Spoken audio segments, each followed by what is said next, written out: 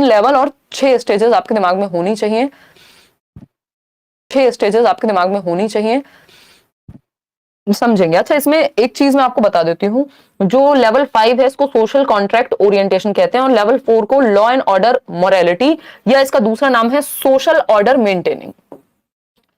इसको मैं लिख देती हूँ कहीं, ये आपको पीएनजी में मिल जाएगा बाद में। अगर हम कोहलबर्ग की बात कर रहे हैं, कोहलबर्ग की बात कर रहे हैं, हमें पता है कितने लेवल दिए हैं, 3 लेवल्स ऑफ मॉरल डेवलपमेंट यानी नैतिक विकास। स्टेजेस कितनी है, 6, क्योंकि क्या दिया है, मॉरल डेवलपमेंट। इनकी थियरी पियाजे से इंस्पायर्ड थी, पियाजे ने भी मॉरल डेवलपमेंट की थियरी दी है, नैतिक विकास की थियरी दी है। इस पे भी इस बार क्वेश्चन पूछा जा चुका है। हम लोग जनरली हर साल ये डिस्कशन करते हैं बट पूछता नहीं था, इस बार पूछ लिया है। ठीक, तो कोहलबर्ग में अगर हम बात करते हैं नैतिक विकास की, तो एक स्टेज 4 है, बहुत ही हल्का सा अंतर है, मामूली सा नाम में, इस चक्कर में आप कंफ्यूज हो जाते हैं और कई बार स्टेज 5 की जगह 4 और 4 की जगह 5 लगा देते हैं। तो ध्यान में रखना है, स्टेज 4 को लॉ एंड ऑर्डर ओरिएंटेशन भी कहा जाता है, कि यानी जो नियम चल रहे हैं उसी के अकॉर्डिंग चलना है, लॉ एंड ऑर्डर ओरिएंटेशन। और इसका दूसरा नाम है सोशल ऑर्डर मेंटेनिंग, यानी समाज में जो ऑर्डर है उसको मेंटेन करने के लिए नियमों का पालन जरूरी है, rules are fixed, social order maintaining.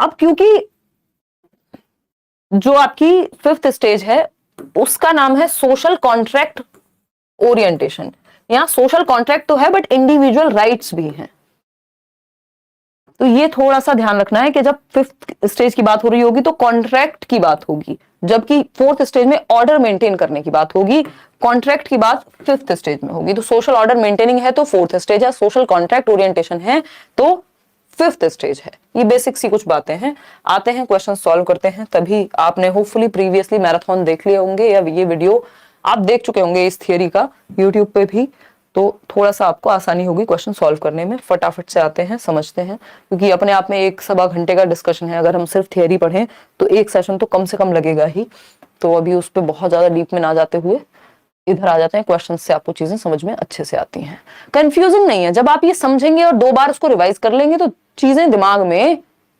क्या हो जाएंगी, जम जाएंगी। जम मतलब स्टक नहीं हो जाएंगी, सेट हो जाएंगी, ठीक है ना। देखिएगा, D2SB का बैच चाहिए कैसे लें, पीहू राजपूत, जाइए करियर लैब पे डाउनलोड करिए और टीचिंग एग्जाम्स में जाकर के और ले लीजिए। अभी तो एडमिशन ओपन होने चाहिए।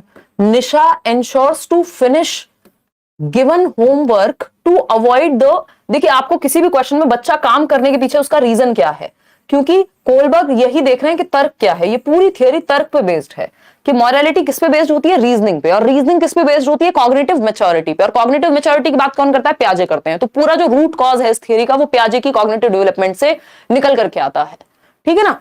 तो अगर हम देखें तो तर्क पे बात हो रही है यहाँ। तर्क क्या है, किसी भी काम को करने का रीजन क्या है, उसके बेसिस पे सही और गलत डिसाइड होगा। हम यही कहते हैं ना, हमारा लॉबी ये कहता है भाई इंटेंशन अगर आपकी नहीं है, अनइंटेंशनली कुछ हो गया है तो आपको माफी मिल जाती है, ठीक है ना। तो तर्क क्या है इसके पीछे ये देखना जरूरी है। तर्क है टू अवॉइड द शेम, यानी वो शर्म से बचना चाहती है Nisha, that she may be क्या कह रही हो, नहीं बचना चाहती हो, that she may be subjected to by her teacher for not doing homework, कि अगर होमवर्क नहीं करी तो टीचर जो है शर्मिंदा करेंगे जाकर के, है ना। As per Lawrence Kohlberg's theory of moral development this represents reasoning at dash stage. ये कौन से लेवल की स्टेज है, जब बच्चा शेम से बचना चाहता है ना, शर्म से बचना चाहता है, अच्छा दिखना चाहता है टीचर के सामने। तो ए ऑप्शन जो है प्री कन्वेंशनल बिल्कुल सही बात है। कहां से सही बात है भाई, है कहां से सही बात है, फिर से पढ़ो इसको। देखो, निशा अपना गृह कार्य पूरा करना सुनिश्चित करती है ताकि गृह कार्य पूरा ना होने के कारण अध्यापिका द्वारा शर्मिंदा नहीं किया जाने से बच सके। अब इसका मतलब क्या, शर्मिंदा कहां आता है यहां पे, ये थोड़ी हुआ है कि हाँ बिल्कुल ठीक बात है। तो वो कर किस लिए रही है किसी काम को, ये नहीं कि उसको अच्छा बनना है, ये नहीं कहा उसने कहीं भी। उसने कहा है ये करना है क्योंकि ये हो जाएगा, टिट फॉर टैट, जैसे को तैसा, मतलब म्यूचुअल एक्सचेंज। शर्म से बचने के लिए क्या किया जा रहा है, कोई काम किया जा रहा है, ठीक है ना।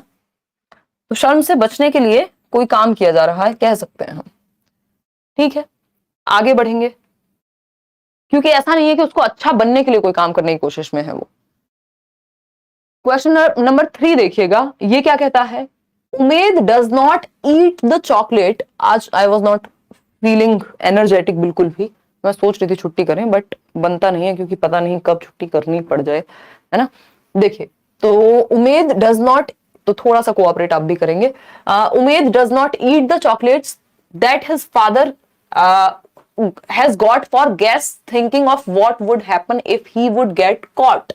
यानी उमेद एक बच्चा है जो घर में लाई गई चॉकलेट उसके पिताजी मेहमानों के लिए लाए हैं। आपके घर में भी कुछ नमकीन बिस्किट है ना, कुछ तो लेके कोल्ड ड्रिंक्स लेकर के आते होंगे मेहमानों के लिए और आप खा जाते होंगे निशा की तरह, या हमारे घर में शौर्य है वो खा जाता है, ठीक। तो अब उमेद बेचारा डर के मारे उसने चॉकलेट नहीं खाई, क्यों? क्योंकि वो पकड़ा जा सकता है, पिताजी उसकी धुनाई कर देंगे, बाद में पिटेगा बच्चा जो है। According to Kohlberg theory Umed किस स्टेज पे, यानी पनिशमेंट से बचने की कोशिश में है। अदरवाइज उमेद को नहीं पड़ता कोई फर्क, कोई रिश्तेदार आए भूखा रहे कोई मतलब नहीं है उमेद को, है ना। हाँ, बहुत बढ़िया रजत। तो उमेद को डर है पकड़े जाने का, इसका मतलब पहली स्टेज है जब आप पनिशमेंट से बचने के लिए आज्ञा का पालन कर रहे हैं। उसको पिताजी की आज्ञा में कोई इंटरेस्ट नहीं है बट पिताजी की पिटाई में है ना, अपनी पिटाई में है। तो पनिशमेंट एवं ओबीडियंस पहली ही स्टेज है ये, ठीक। ये एथिकल प्रिंसिपल 6th स्टेज है, ये 2nd स्टेज है इंस्ट्रूमेंटल पर्पस ओरिएंटेशन, जिसको म्यूचुअल एक्सचेंज या गिव एंड टेक या टिट फॉर टैट की स्टेज कहते हैं। गुड बॉय नाइस गर्ल जो है वो 3rd स्टेज है। आगे बढ़ेंगे 4th